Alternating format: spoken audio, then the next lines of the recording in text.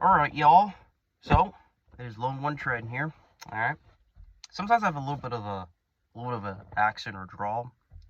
Comes out every now and then. But I have to tell you, as I've said in previous videos, right? There's been a lot that's been on my mind. But I first want to say this. I do appreciate the people who have commented on my last video. I, liked the comments, and also I hearted them and I responded to them. I appreciate that because, I feel like community is something that is definitely becoming more diverted, right? Now, I can remember the time when YouTube first was created. It was what, 2004? And to me, YouTube was like, when it first came out, I thought it was the coolest thing ever. So I'll tell you a little bit of backstory about something I used to be really interested in and fascinated as a kid. Because many of us, if not all of us, we've had some fascination that somebody thought was weird or was unusual. Like somebody could be into, I don't know, ceiling fans, right? Or lawnmowers. So mine was washing machines. And actually this started before YouTube, but I remember like when YouTube first was created, I went on YouTube and typed in like, I don't know, GE washer, Frigidaire washer, basically like any videos that were revolving around a wash machine. Okay. And I remember growing up, I used to have such a fascination with these as a kid that I actually wanted to be a engineer or like make start creating wash machines and, work for GE or Frigidaire or Whirlpool, whatever company, right? Or even make my own. But, as I got older, a lot of that changed. I just look at it as a normal appliance, as a tool, as an apparatus, right? Oh, and a quick side note, again, I'm sitting inside my Toyota Tacoma. There's, as you see, cars going by. But,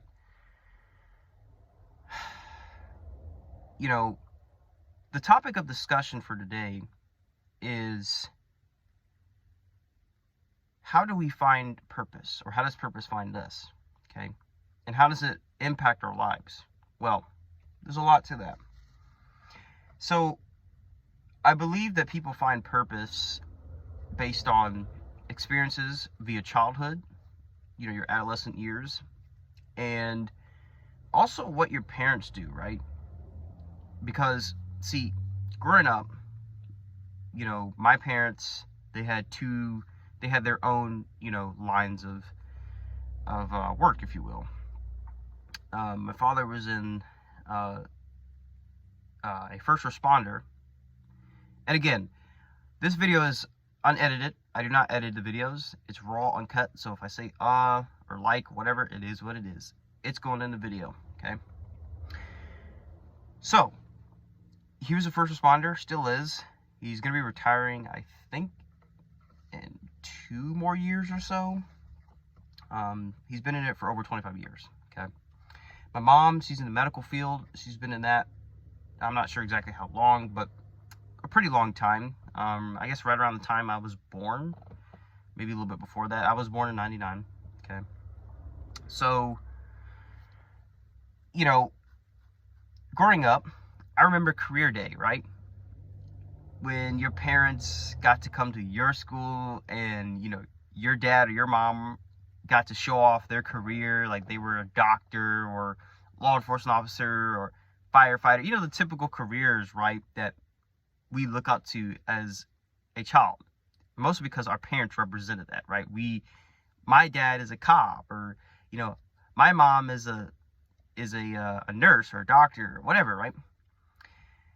And it kind of inspires you to be like your parents, right? And I always find that our parents find it, endearing and very honorable when we decide to follow their current, line of work, right? And sometimes that happens. And, well, for me, it's not the case right now. So basically, I'm gonna fast forward a bit. So get through middle school, elementary school, middle school, get to high school, right? So in high school, things start to get a little bit more serious because you have to think about what career path or paths are you willing to tread, right? Do you want to do something that pays you a lot of money, but takes up a lot of your time? Do you want to have something that, doesn't pay you a lot of money, but could give you more time to work on your own personal passions or pursuant goals, okay? Or something in the middle, right? Or go to college. So you have college, right? University. You have the trades, okay? You have getting into the military, or just going into any random, workforce job, right? And I remember towards the end of high school, for me, 11th grade and also 12th grade, I was in a bit of a dichotomy, as most teenagers, if not all of us, will be or have been. Because there's only an exception, a few people that I knew in high school, not personally, but just by face or name, that they knew what they wanted to do. At least they said it on surface level, and they went and did said thing, okay? Very honorable and admirable, right? Oh, I'm going to the Marines, man. Bye. And that's it. Or I want to be a astrophysicist, or I want to be a preacher. I don't know, like whatever you want to do. So, or a cook, right? But I think the thing is, especially my generation and the generation coming up after us, there's a diversion of what we want to do, because people think, what do you want to do for the rest of your life? They say career. Like, you got to have a career. Well, I think careers are becoming not necessarily obsolete, but they're becoming less of an exhaustive option, because with the technology that we have and the ability that we can have to network with people via cell phones, laptops, desktops, social media apps, all this other stuff,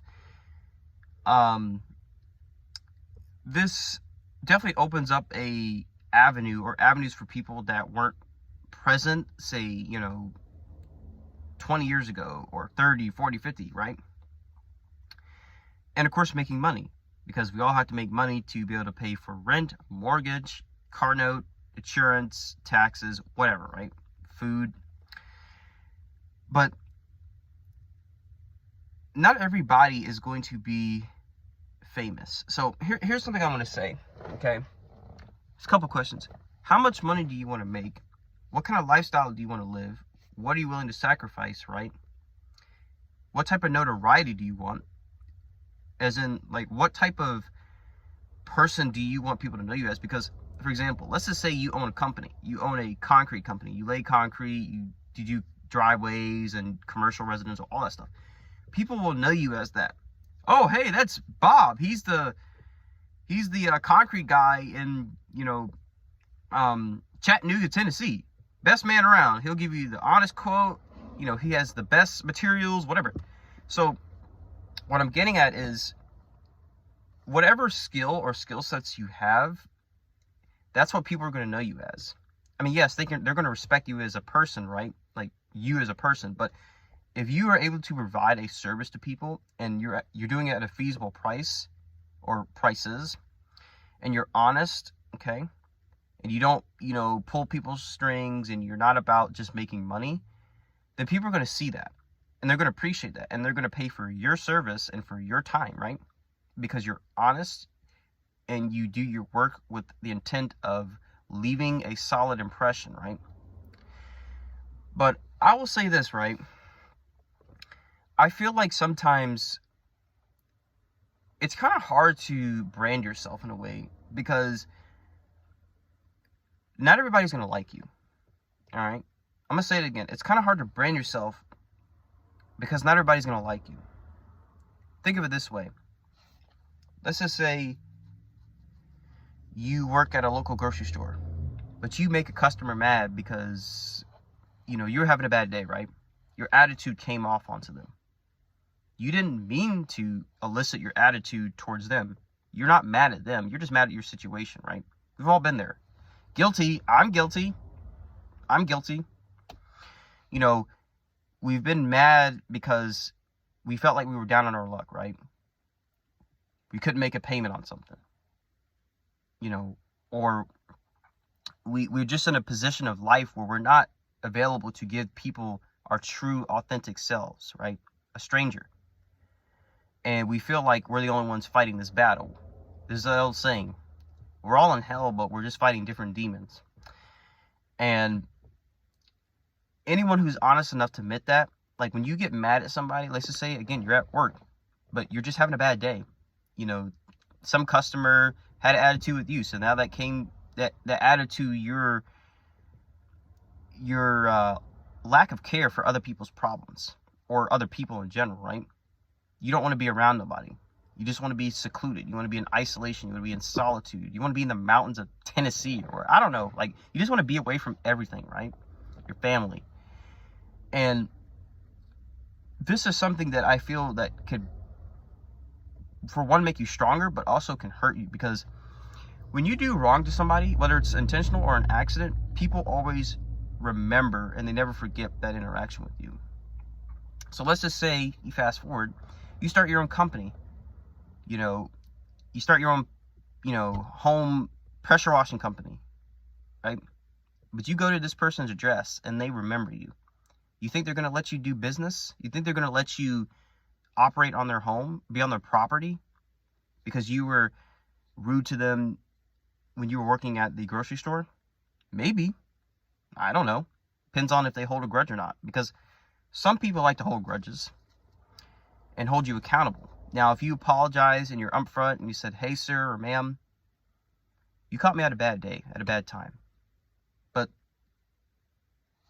my actions, whether they were warranted or not, I apologize for them, okay? And I mean that. We've all been through it, and some of us are going through it right now, okay? So don't take it personal. And this is why it's very difficult for people to work in customer service, whether you're doing fast food, you're at a grocery store, whatever. If you have to deal with people, you learn that your problems often become minute because everybody's going through something. Financial issues, mental, physical health, whatever. Family matters. We all have this baggage that we're holding on to, that we're trying to let go of, but somehow it just continues to consume us, right? But then you have people who are more stoic. They're able to let things just rub off their shoulders, right? And even if they're mad at somebody or they're frustrated, you know, by a situation, they still have a smile on their face, or they have, you know, just a kind of, have a great day, sir. Take care. And keep it to themselves. I applaud you.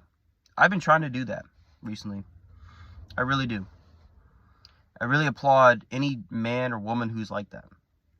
Because when the things get going in your life that are stressful and annoying, and you have this like stoic approach that it just doesn't bother you, even though you know it does, okay? Because we're all insecure.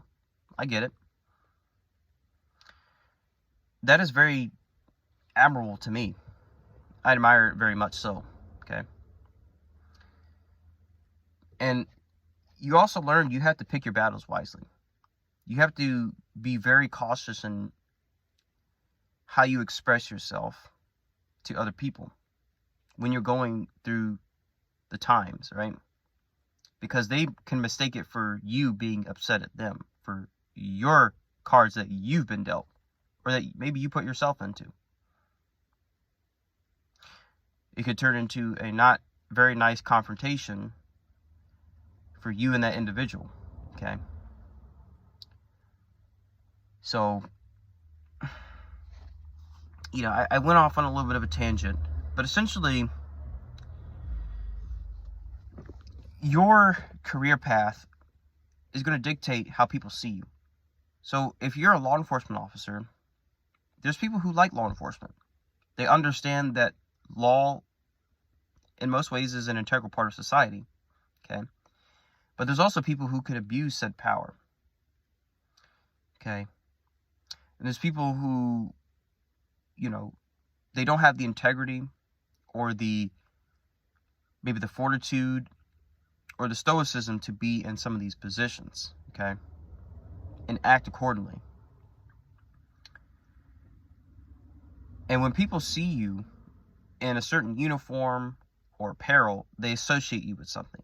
If you're the guy wearing, square-toed cowboy boots, Wrangler pants, and, a dry-fit shirt, and a hard hat, and a vest, they think, oh, he's the blue-collar man.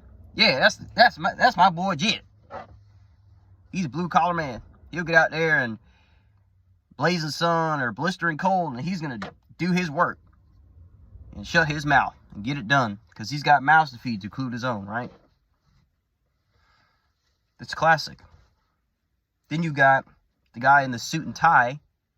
Oh, that's Danny.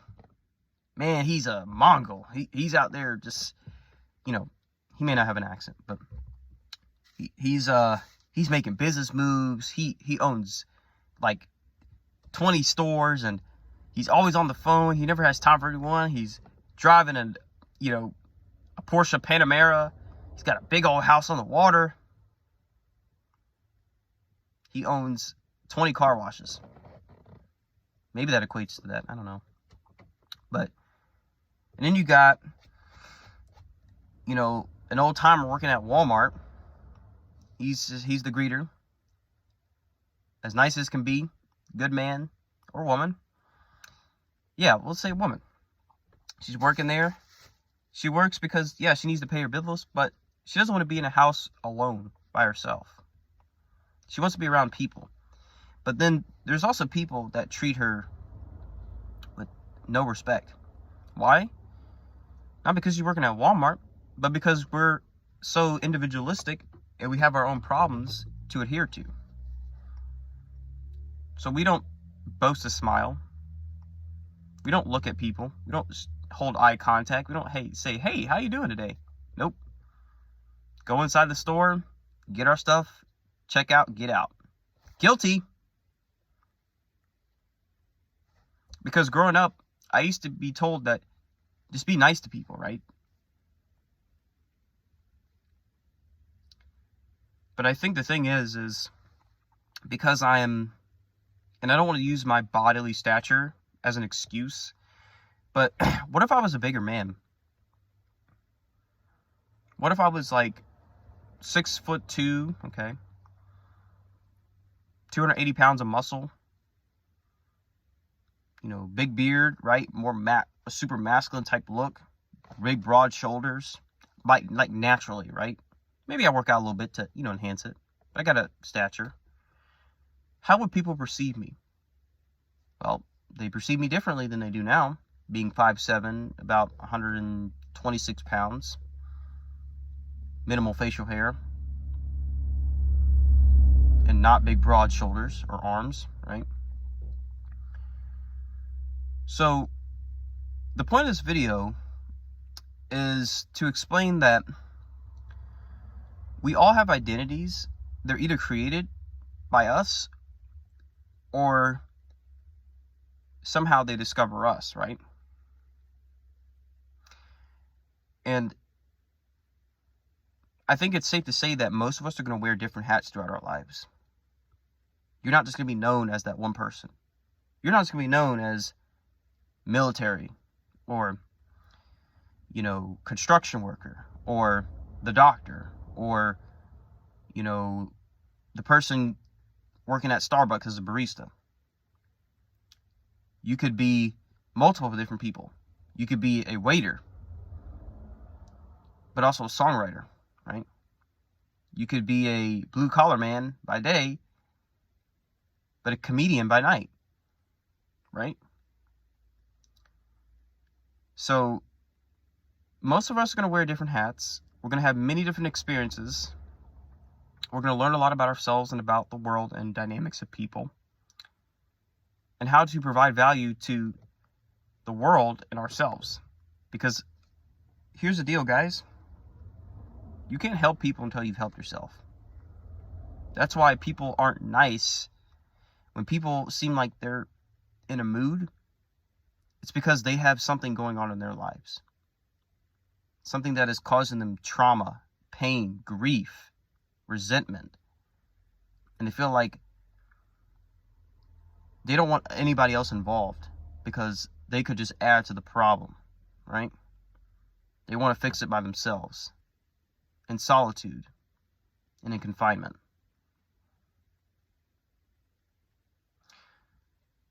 So this marks the end of the video. For anyone who stuck around for 20 minutes and it's about to be 21 minutes now, I say God bless you. Thank you for your time. If you feel like this inspired you to make videos on YouTube to talk about first world problems, your story, things that you like, things that you dislike, then I would do that, because that shows that you have confidence in yourself to some degree. And one thing that I will leave you with, and I had to learn, I'm still learning now and getting used to, not everybody's going to like you. I didn't ask to be put in this earth, but it is what it is, right? Deal with it. So everybody, take care of yourselves, but also realize that life is not about just one person. Because we're all going through it, but some of us are willing to talk about it, and some of us are not. So take care of yourselves. God bless. Be smart. And, yeah. Tread accordingly. Lone One Tread. I'm out.